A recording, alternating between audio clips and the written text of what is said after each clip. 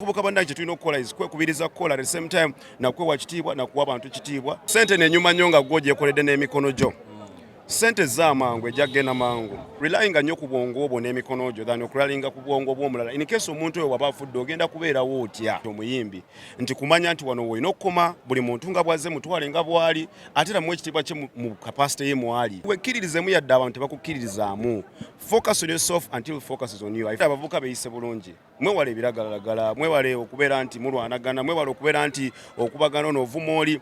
We will respect ne brand zijja kujja because brand okujja representinga oyina okubeera n'empisa ennungi ate oyina okuba nga oli mukozi oyina okubeera n'ekifaananyi ekirungi. Executive captions bakomezzaawo Zubeda Byantalo mu muzannyo Namukwakula The Resentment battle wakati w'abaana Abannayuganda abaffe n'Omunigeria Ken Erics Ugo. Zubeda njakukuba. Don't push me to the wall or you will see the other.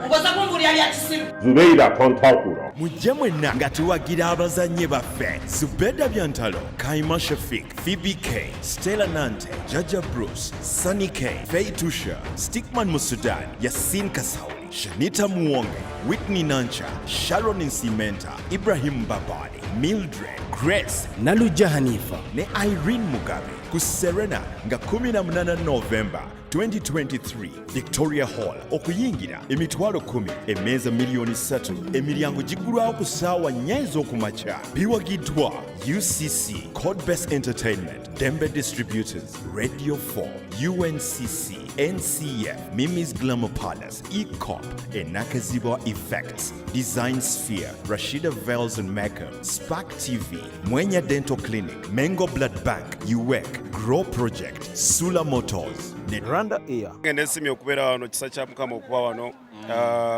Kino kiraga nti Katonda akola bwe wekkirizamu ng'omuvubuka n'ogoberera ekirooto. Buli kimu kimala n'ekituukirira. Yes. Representing a brand enene emu ku brand ezisinga mu ggwanga. So nze ndi musanyufu mu mutima ate era n'okusiima nkuze eri Katonda nti man nzaani ali wano nzaani ayimiridde mu makati g'abakulu bano nzaani gwe mutunuzaamu kamera nzaani akutte kino ekyokunywa so nze siri musanyufu just but nina kusiima mu mutima na kwebaza eri Katonda. Crysto Panda gwe tuina right now nsobola gamba representing two brands. Yeah. Crysto Panda on air ku TV, yes. Crysto Panda mu music. Yes. Which one did you do to sawa? I think respecting abantu na kumanya woina koma na choina kola na chotaina kola. Nze baganda bange bano era mwenna kanaye tukola omulimu gwe gumu naye ate kati wono nzenga personality omuyimbi nti kumanya nti wano woina okoma buli muntu nga bwazze mutwale nga bwali ate era mu ekitiibwa kye mu capacity ye mwali nti goli munna mawulire kati right now nkutwalanga munnange at the same time gwali mukola ko interview sobola kuyisanga muntu mulala so ekisinza okunkumira wano weni nti kwagaliza abantu na kweyagala na kuwa abantu respect na kuba na kumanya wo okoma na chotaina kukola na choina okukola. Yes. Just with tricks ebyabo abali agadde okutuuka wo abakulabyeko some ya zihaso zikuva sakala paka. I mean kwekkiririza mu bantu bangi bagambe sobola kuyimba bantu bangi bangambye music muveemu naye Katonda abeera ne plan buli omu alina Katonda kyamutegekera gwe omuntu ayinza okugamba nti osobola kukola kino naye Katonda ye akuletse ku nsi bakutadde ku nsi bakutadde ewantu amanyi lwaki akutaddewo Katonda tasobola kukuteeka mu kifo nga amanyi tojja kisobola okitegeera so nze kino kigende kibeere ekyokuyiga eri abavubuka omuntu gwe bagamba mu tojja sobola naawe n'okkiriza mbu sijja sobola n'ovaamu kati kino kibeere ekyokuyiga nti oli bwagamba nti osobola genda mu maaso neno brand gy'olaba yatandikira from zero ne kati eri omu brand ezisinga so naawe omuntu olina okwekkiririzaamu nti nsobola kati endongo yange etuuse ku level whereby nti brand enene zigamba okay jangu tu representing n'engeri gye weeyisaamu n'empisa zo tulaba nga gwasaanidde okurepresentinga nekira abavubuka beeyise bulungi mwewale ebiragalagala mwewale okubeera nti mulwanagana mwewale okubeera nti okubagana n'ovuma oli wewe respect ne brand zijja kujja because brand okujja representinga olina okubeera n'empisa ennungi ate olina okuba nga oli mukozi olina okubeera n'ekifaananyi ekirungi singa mbadde mubbi muyaaye muki brand teyandize bandibadde bampulirako ki ebibi so bavubuka bannange tulina okukola kwekubiriza kukola at the same time na kwewa kitiibwa na kuwa abantu kitiibwa na kufuma na kwerwanako ffe nga ffe. Yes. Ngoyongera okubuulira abavubuka kinyumidde nnyo nti oli mu kubuulira. Yes. Tulina abavubuka amanya nga gatrendinze nnyo emabegakaawo. Asisobola kuswala boogera kuba bamanyikiddwa. Ng'omuzo gwabwe gwe bakola baagala za speed. Ogezaako okulaga nti oli mukozi. Mulimu awo Tamale Junior tulina Bruno Tebani oba amagezi ki? Sina bukakafu nti bye bakola naye nga bw'ogambye baba bye bakola then amagezi gembawa nti mwana sente nenyuma nnyo nga gwoje koledde n'emikono gyo. sente z'amangu ejja kgenda mangu naye sente gy'omanyi nti evudde wano na wano na wano tejja kumala gagenda. So nze amagezi gembawa nti mwana relyinga nnyo ku bwongo bwo n'emikono gyo than okulalinga ku bwongo bw'omulala. In case omuntu oyo waba afudde ogenda kubeerawo otya. So obwongo obwo obuyira nga weekoledde ekintu kyo trust me ogenda kumanya engeri gy'okubeerawo in case n'omuntu omulala gw'obadde odipendingako ne baba afudde. So nze amagezi gembawa nti mukole mwana mwekiririzeemu. Deal lya myezi 6 naye njagala nze nganze mba nkoze ne brand ne bw'amama period eweddeko nsigala ncharge promoting. Why? Nti brand njiwayo time because space eyinza okuba eweddeko ne brand nze njiwayo emyezi emirala ng'ebiri esatu because of the love. Nze bwe nkola ne brand it's not all about money nti njagala kubafunamu ssente no, but mba njagala ndabe nga nabo sales zaabwe zeyongeddeko. Kati bwongeramu period n'ogenda maaso ng'obataddemu ekyo nawe sente zo zidda ne sente zaabwe nazo zidda kuba nabo bataddemu kufuna. So making sure nti tokikola because of the money but because of the love join the brand. Abba ine kibuzo kye kiri nti abba kibuzo kyo yeah abakyala bashuga mami mikwano gyange mumanyi nze nkeera ku macha ku radio nenva ku radio nengenda ku TV bwenva ku TV mba nkoye bwe budde bwange bwe mbumala mbeera mu kukola siina budde bwakuddaawo mu kunonooza ono yaani nze obudde bwange kukola ssente ekiro mbeera mu kuyimba amabaala wawa. Kati obwo obudde sibina abantu ababeeramu babeera idle baba tebalina kyakukola baba tebaagala kukola. Nenze mummanyi baganda bange nze ndi musajja mukozi ate nze manya akasente kange wenkajja ndi mwana munaku. So nze sidipendinga nnyo nti ono alina kyona akola kinze nfa ku kyenkola ekyange ekinnyamba ekina kye kingattako ebitangattako sibifaako era tekyovola temundabye ennyo mwoyo gasiya. otukotya kweno deal eno I mean singa mbadde saayimba sandigituuseeko ate singa nali sekkiririzaamu sandigituuseeko. Kyesiba ngamba abantu nti wekkiririzemu yadde abantu tebakukkiririzaamu. Focus on yourself until focus is on you. I focused on myself, now you guys are focusing on me. So nze natandika na kuyimba ne bagamba tasobola kati nyimba nzikubye ezise brand ezisinga. So deal ngifunye because of the music, because of empere ebiruma abayaaye kyoyina omanya mweze mwagamba nti siri muyimbi ti bisobola naye nze Katonda mwayise okumpa deal eno gye bali Katonda abalaba ate nange mbamanyi naye ebyo Katonda era abiteekawo nga bigezo. Katonda abatakuwadde bigezo no, Katonda abatakuwadde bigezo tojja kuvuunuka mu bigezo mwe tufuna testimony, from test to testimony.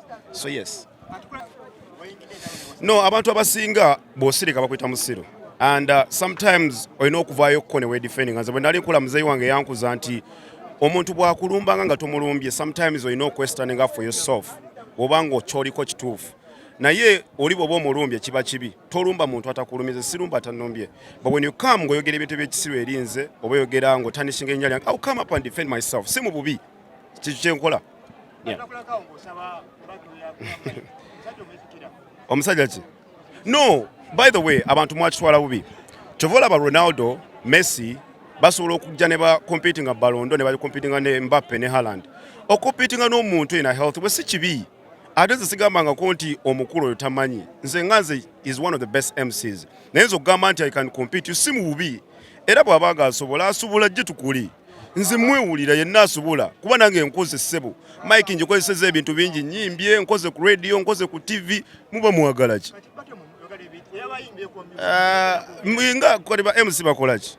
Era kujja kuba hype ne atenze kali atenze awo kati nasukka muko hype mwekali ate n'endongo mweri kati yaba agenda kola ki? So kikyo. Ayi amanyi buli omu wa bulamu bwe ze so amutwala mu retirement. Yes. Ani yageze mu retirement? Kyali ani?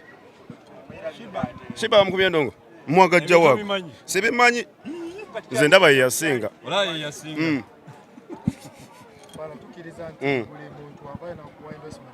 Yeah. Yes. Yes. Okusookera ddala nina abantu abafollowing pages zange muzirabe TikTok, Instagram, Facebook kyekyo kyengenda otandikirako n'ekirala abanaalabanga music wange biki ne wa performance gye naabeera buli omu we naabeeranga kituuza ajja kubeerawo. So that's how I'm going to start. So buli muntu yenna muganda wange ekyo kyolina okubeerako nga gogobera Crysto Panda kyolina okukola kano kalina okukubeeramu. Era bu video bwange ndooza mwabulabye dda ku TikTok nga ndi mu kunywa kituuzi sirinda nabadde sirinda nabino nze nabadde natandikidde oda because brand njagala akatono nnyo omuyimbi Panda bana abayimbi bageze mu parliament ogwawo kwa bageze mu parliament okuva ku okusatu kikyotegeeza okugwa bonna balina ebirowoozo ebirungi byonna mbisupportinga era ebinayita mbijja tuyamba nga industry ngwa mu birowoozo birungi ebiyamba industry aleeta ekirowoozo ekirungi gwe ngenda naye ekinyamba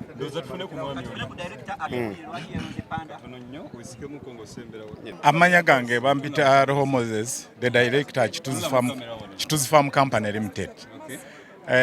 Fe abakola kituzi emyaka 8 nga tukola kituzi, so tusazeewo okunoonya Crysto Panda nga brand ambassador waffe wakugamba mwana muto tavumavuma. Omanya abayimbi nnyo beefuula nnyo okuvuma Uganda, abantu beefuula nnyo okuvuma babalowooza nti kikulu nnyo oba ku social media eyo bazikolesa bubi, naye twasanze ono yalina empisa mwabo abalina empisa mubanja abalina empisa n'abatono abalina empisa ng'alina empisa egitusobozesa kutambula ne brand yaffe, kubanga ekyokunywa kyaffe abantu bakitegedde nnyo ate kiri mu country zituliraanye wano, kiri Tanzania, Uganda, Kenya n'amawanga malala. So butufuna brand ambassador nga wa mpisa mbi kitegeeza mu mawanga ago bajja kutukyawa, bajja kulowooza nti naffe bwe tutyo lutweyisa.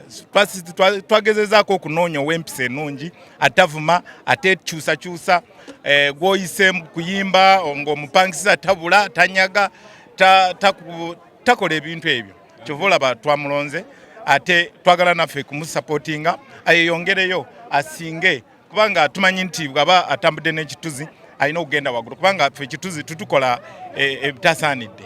Muganda waffe ali mu brands bbiri, presenter ku TV ate nga muyimbi. Mututte brand ey'obuyimbi, tutute ey'obuyimbi kubanga music tumwagala, music bwe alina message gy'abaawa abantu gye baba bategeera, kubanga eyo music bw'omuntu bw'aba ayimba bweno buli omu alina kyafunamu. Ffe tulina twagala nti ayimbira abantu abagamba ebigambo abalenzi ebibatwala mu maaso, abavubuka ebibatwala mu maaso, then naffe Uganda yonna tutropinge. Yeeyamye ng'asuubiza nti agenda kuwongera ku brand yammwe, mwe musuubira mwongerako ki? Ambassador waffe ono ffe tusuubira okutambula nawe emyaka mingi, tutugenda kukoma ku mwaka gumu mwezi 6. Tujja kumutambula, tujja kuba tumuwochinga buli kimu, n'obwaba ng'afunyeyo ekizibu tugenda kumusupportinga nga company, kubanga company yaffe ennene esobola kumusupportinga n'abeerezaamu by'aba afunye. Kale tugenda kumuprotectinga nawe mu industry ye.